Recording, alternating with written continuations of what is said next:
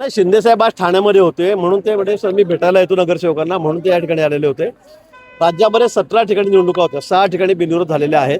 मला वाटतं 11 ठिकाणी तर निवडणुका आहेत, कुठेही अडचण नाही. 11च्या 11 जागा आणि 17च्या 17 जागा आमच्या निवडून येतील.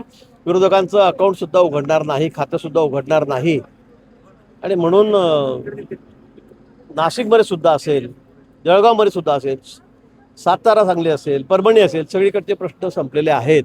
कुठेही अडचण नाही. खूप मोठ्या मताधिक्याने म्हणजे नाशिकला सुद्धा आम्ही 600पैकी 500च्या वर मतं घेऊ. जळगावमध्ये सुद्धा तीच परिस्थिती आहे, 500च्या वर मतं आम्ही त्या ठिकाणी घेऊ. 80% मतदान आम्हाला त्या ठिकाणी होईल, कारण आमची संख्याच तिन्ही पक्षांची मिळून महायुतीची ही तेवढी आहे. काय काल म्हणतो दिला शिंदे या ठिकाणी आले होते, खान म्हणतं काही नाही, शुभेच्छा दिल्या सगळ्यांना, जा मतदान करा, सगळ्यांना भेट झाली. परंतु तिढा अजूनही कायम आहे. कुठे तिळा कायम नाही, तुम्हाला निकाल लागेल तेव्हा कळेल. 5-500च्या वर मतं आम्हाला 615 620 पैकी आम्हाला मिळतील. तुम्ही साहेब निघा.